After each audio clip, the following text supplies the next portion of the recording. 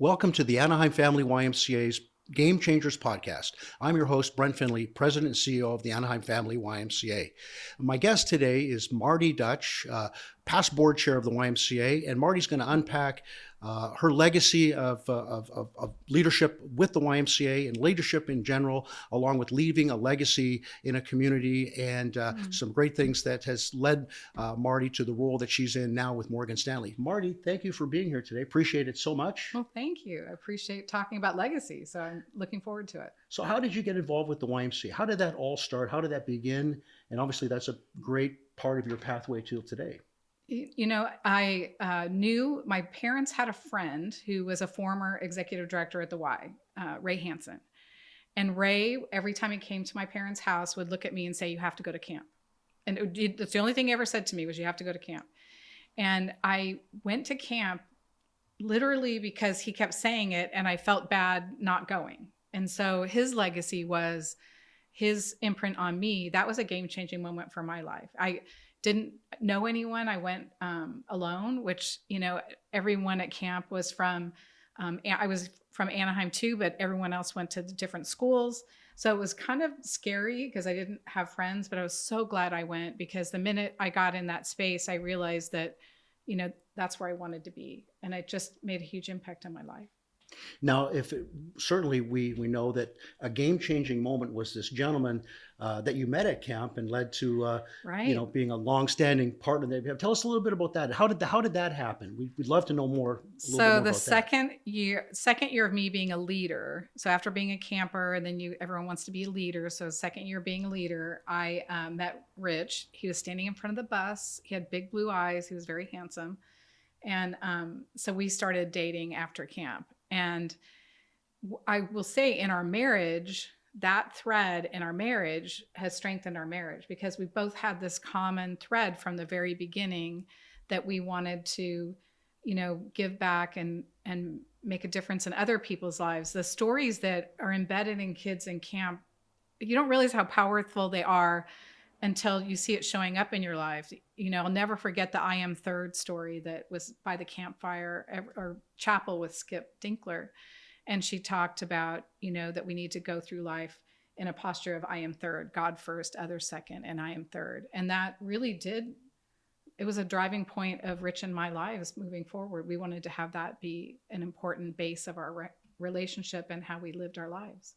Yeah, that's a special story. You know, I'd share one that I have. I think the YMCA created an opportunity for me to, you know, be introduced to the lady that's now part of my life, and it was through the YMCA. But I tried to sell a corporate membership to her business. I really didn't care if we sold a membership. I wanted to get to meet her, but if it wasn't for the Y, you know, that really never would have happened. So introduction to the Y to play racquetball. They call that leverage. It was smart, brilliant. It worked well. Probably the best move I've made in my Y career. Marty, tell me a little bit about some of the game-changing moments that you, when you think about, you know, people that were legacy leavers that left a legacy through camp and through the Y. Who are some of those people that come to mind, and what was special about their legacy now? Well, you know, honestly, there's so many that for me, Bev Fast was a staff person who ran day camp, and she, when I was 18, said, "You need to run day camp." And I remember thinking, I'm only 18 years old. I don't know how to do this. And she goes, "No, you can do it." And she said, "But we need a 21-year-old because it won't be legal to have you do that. So we're going to ask Rick Martins to do it." And so Rick and I worked together to run day camp that summer. And it was so ahead of really what my skill set was, you know, that Bev knew I could do it. She knew I could step up to it. Rick and I, we learned so much. We didn't lose a kid. You know, like that could have happened. I mean, you just don't realize. And now looking back, I think of all that responsibility that every day we had a couple hundred kids showing up that we were responsible for, putting them on buses, going on outings and things, spending the night, one night every week in sleeping bags somewhere in Anaheim. I mean, it's crazy to think we did that. So Bev was critical because she just wouldn't take a no. I mean, she just said, "No, you can do this." And when an adult looks at you that way and says, "You can do this," it's like, okay, I guess I can. And then you move forward. And then the Camp Fox years was definitely Alden and Linda. And they were, you know, a force of nature. And since I didn't go to the same school system that all the other kids did, and they kind of had this reverence for the two of them that I was like, wow, they must be something special because everybody bows down to them so much. I mean, they had so much respect. And where I saw it was, I really gravitated with Linda, and she tied one of my rags. She was someone that I thought, here's just this stand-up person who, the two of them spent every day as teachers, and then all summer we're doing things with kids. I mean, it was so impressive to see them lead their lives, and they held a high bar for all of us. I mean, when you're staff, there was just rules, and there was things you wouldn't do, and you were representing the Y, and that whole kind of sense of responsibility that they put on us was important. We took it super seriously, kind of in a, probably even more so than Linda and Alden intended. Like we just owned that, and we really walked that walk of, we are the Y, and we have to be good, and we have to make a good impression. And so it makes you look inwardly on how you are operating on the planet. So that was a big impact for all of us. So that involvement with the Y Camp led to becoming a board member. Tell me a little bit about, how that came about, and maybe the first few years on the board, and then what led to becoming the chairman of the board. Well, it really ties into what you talked about in the beginning with legacy, because Rich and I were engaged in the Y, but I would say kind of in a wimpy kind of way. Like, we would send a check every now and then. We'd go to a fundraising something every now and then, but we weren't really engaged at a high level. And I was going through a training to be a legacy advisor. And part of that training was someone needed to interview me for Rich and I. So we would have this experience of, how do you capture someone's legacy story so that they're reflective and they want to use that story for their family. And so Rich and I sat down with this person, and he interviewed us to pull out our legacy story. And when he left, we both looked at each other, and we were heavily involved in other charities. I mean, in big, with Orangewood, and we were both serving on a board there, and it took up a lot of our time. And I looked at Rich and I said, okay, we got to check ourselves. I mean, all those questions where they were talking about mentors and impact moments in our lives, you and I both had all of these YMCA connections. So why are we not helping the Y? We need to lean in there more, because look at how much that made a difference for us. And so I called the Y development person at the time, and I said, I know you know kind of who we are, but we want to help in a bigger way. And I don't know that you know this, but there's this pack of people that we all went to camp together, and every now and then we'll go get a glass of wine together and reminisce. And there's this kind of this community that I think are kind of like us, like they love the Y, but they don't really know how to help, and they're just kind of standing on the sidelines. Can we help you bring them back? And so we hosted an event at our home to kind of have the Y come into our home and tell this pack of people what the updates were. And so that was the beginning of it. And then Rick Martins just kept hounding me about being on the board. And I said, I'm too busy. And then finally I said yes. And then when I got on there, he said, and you need to be, the next board chair. And I went, okay. I said no several times because I was too busy. And then he just doesn't take no for an answer. So that's when I went in with both feet. That's kind of that persistence beats resistance. It's something we go through in our Y director training, that if we just keep turning twisting the elbow just a little bit nicely, that we'll get the end effect happening. It worked. Your leadership on the board, Marty, obviously you came on it. It was some challenging times with the YMCA. Mm-hmm. What were some of the game-changing moments when you think about your time as board chair, and even coming onto the board, coming back to the Y, coming back to where you're now giving back at a higher, more intentional level? What were maybe some of those game-changing things that come to mind? It's interesting because in my role and work at that time, part of my job was to be a consultant to work with nonprofits. So part of my job was I would go to nonprofits. At the end of my time there, I'd worked with over 200 nonprofits, and I would sit with them and say, what are the pain points? What's keeping you up at night? How can we help you in any way we can as a firm? And so I had this body of knowledge and respect for how hard it is to run a nonprofit. But I really didn't understand how critical the dynamics of a nonprofit board are in the organization. And so I'm going to be straight and say it was really hard. We had some prickly moments. There was you have pivots in boards, you have things that you're facing where hard decisions need to be made. On a large board, not everyone's going to have the same opinion. Mm-hmm. And so in order to work through that, you have to face those, let's talk about this, let's work through it. And, you want contrarians, because if everything is always status quo, no one's ever going to grow. It's not going to get better. So what my learning in that time was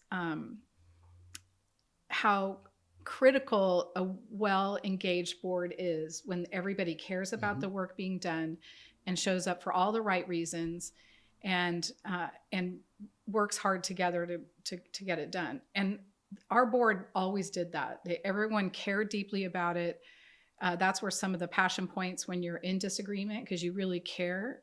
And so in the end, it really is so much of a better board now. Like, there's a level of respect when you go through hard times together, you come out the other end, and you realize that we are really doing hard work here and it matters. And so the board that I see today, we intentionally recruited for new super sharp people, influence in the community, diversity. We're very intentional about how do we bring new ideas and passion to this board, because it's an ever-changing organization. And I think now where we sit, I'm so proud of, it's kind of that excitement, like you see how good the board is and what can happen. And I think that's where we are. So wasn't easy. Glad I did it. I feel like I grew a lot. There were mistakes that I made that, you learn through mistakes. And so it was a great learning experience for me. I think I'm a better consultant now, because I truly, when you sit in that seat, you understand it. And so I'm grateful for the experience. Marty, when I reflect on your time working with you directly, and we had a lot of extra meetings, a lot of extra hours, conversations. Yeah. You always brought that spark to the room, and your passion always emanated very That's deeply. Nice. And I think the staff really caught that wave. And when I think about what Marty's legacy on the board, just bringing that inspiration, you were always inspiring to not only to myself but certainly to our team. And I know That's that nice. Meant a lot, and it really helped us, really galvanize our work and understand how at times the comment you would always talk about the blacktop experience that the kids are on, and this massive amount of blacktop that's around every elementary school, but using that as a metaphor, it really meant the work that we're doing and how important that work is. So to me, that's really going to be a legacy that you leave. Nice. That to me, that was always game changing level conversation. I want to talk a little bit about women in leadership and your role as a board chair of the YMCA. You were once a participant in our youth and government program. Mm-hmm. We brought that back. It's 2 years, and we have 12 delegates now, and 75% of them are girls, and obviously their leadership growth. Talk a little bit about that. And I know you also mentor a number of nonprofit CEOs or nonprofit staff continuously. And sure. How does that legacy building mentorship, come to you, and why does it matter? Well, so I went to youth and government because Bev Fast told me I had to go. But so again, it was another adult seeing me as a person. And I think this is where it's so critical, is that when we have really strong adults in our lives that see you and see something in you that you don't even see for yourself at that time. And it's like, well, okay, I got to go. I had no idea what it was. Didn't know. I started going to these meetings and I thought, we're going to do a what? We're going to write a bill? What are you talking about? Like, this feels like homework at first. It's like, then the more we started working on it, it's like, we were going to change the electoral college system. So we went big. That was what our bill was about. And my learning in that, because all straight, I didn't know what the electoral college system was before we started writing about it. So my learning curve on government, and I can tell you that the reason I understand how government works is because I did youth in government. It wouldn't be so galvanized in my head how those roles all work together, how there's 3 branches of the government, how important those 3 branches are working the way they do to keep our government a unique government compared to all the other governments out there. And so I'm grateful for that. Like, I feel smarter because I know that. And so for the girls that are going, anyone who's going to youth in government, I would say it's such a terrific investment in so many ways. One, you'll be smarter than most people to understand how government works. And there's a power in that. There's a confidence in that. And so own that. And the second thing is that I would say, be brave. Like I was bummed that I went a little bit later, that I wanted one more year because I would have gone for governor. You know, like I was an assembly person.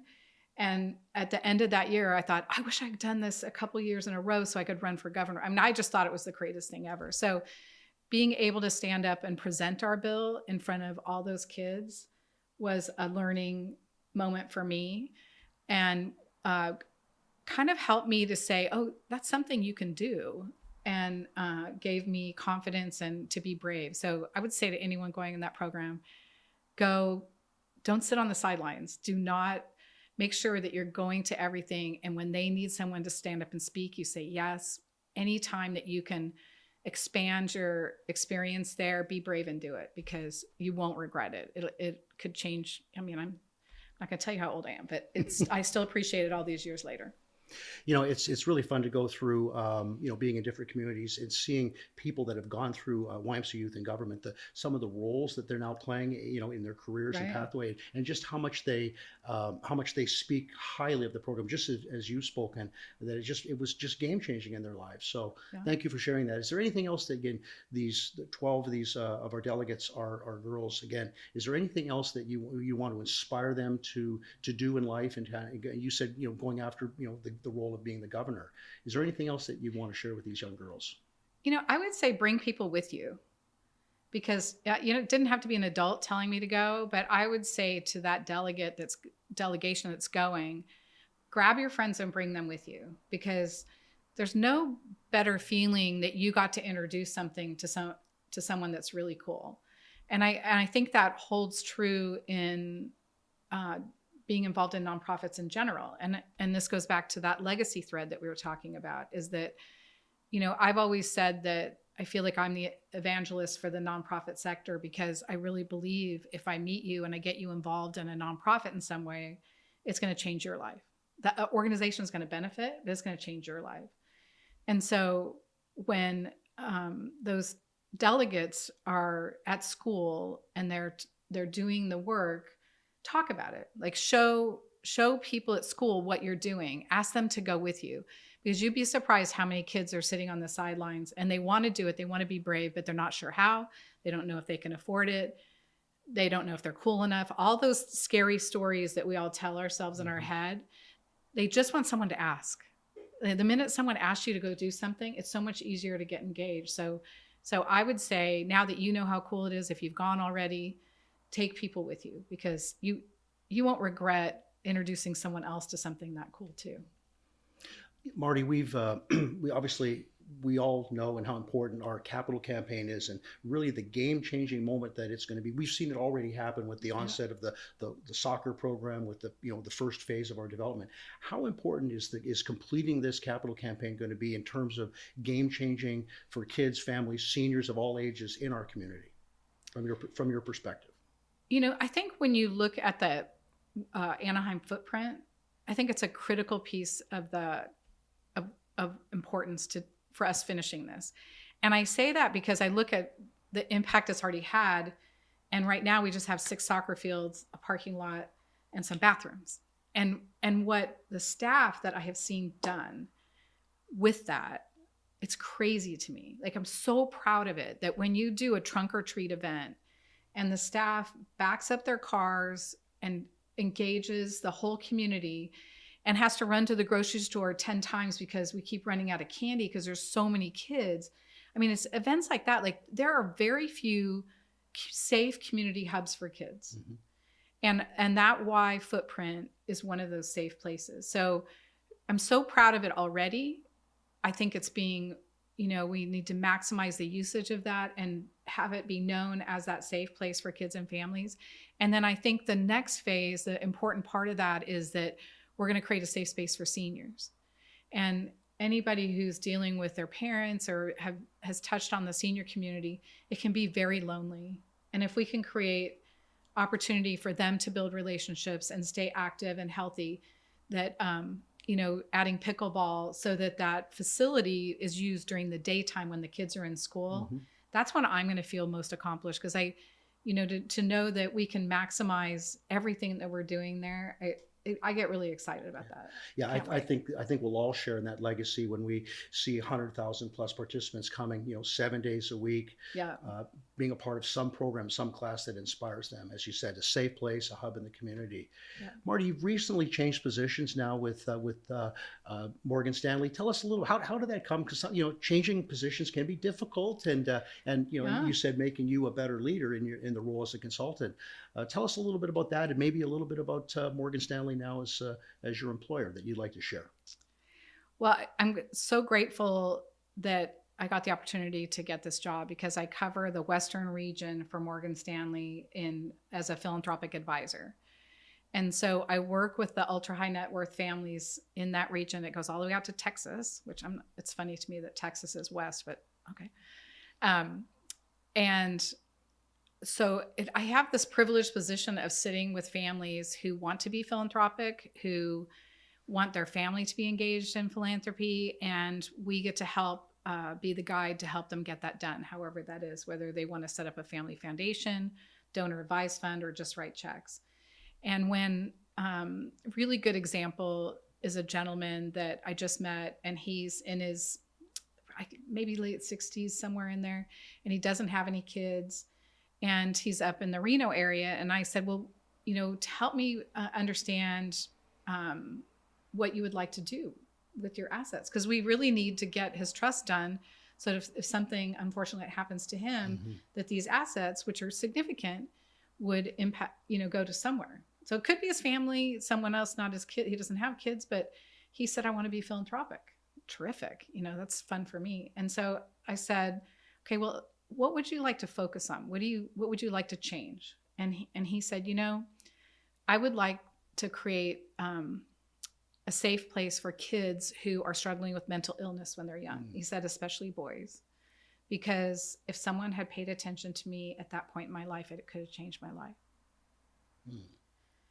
So imagine that this is my job that I get paid to do. I'm so grateful. I get to do research on Northern Nevada to see what's happening in the mental health space in Northern Nevada, and especially focused on children. Like what is happening up there to support those kids, and then report back to him with several options of organizations that are doing good work in that space. And then we'll talk about it, and then I get to help take him there so he can see the work and then make decisions on the assets of how he'd like to fund those projects.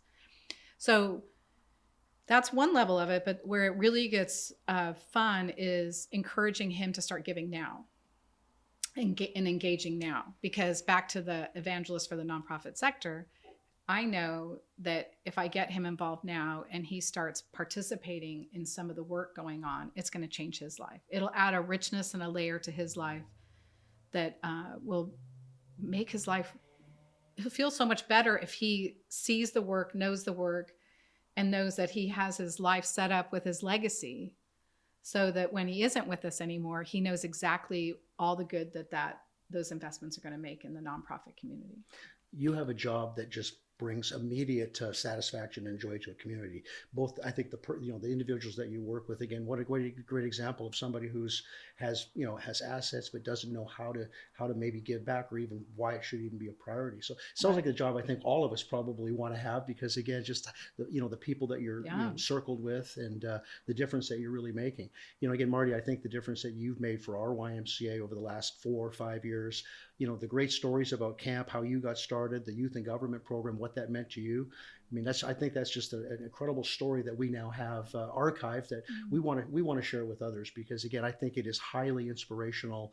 And again, the more more young people, young women that we can see developing into the best versions of themselves through leadership, through service, is certainly a role well played out. But thank you so much for your great contributions. Thank you for your friendship on our board at the Y. You make us a better organization. You've helped, like you said, 200 area nonprofits. We're all the benefactors of your touch and your work. And I really thank you for being here today and on a Game Changers podcast. Thank you so much. Thank you. I appreciate you investing in me, and and all the good work that you're doing. You've been a terrific leader for us. It's, it's amazing that you stepped in at a really important time, and you've got the perfect skill set to get the work done. So we appreciate you. Oh, thank you very much. Yeah. Thank you. I want to thank everybody again for tuning in to the YMCA Game Changers podcast. Hope you'll be tuning in on our next episode. But I want to remind everybody we have our fifth annual YMCA Gala coming up in March, and we'll be honoring Paul Cott. Hope to see you there. Buy tickets. And again, what a great way to support the Anaheim Family YMCA. Thank you very much.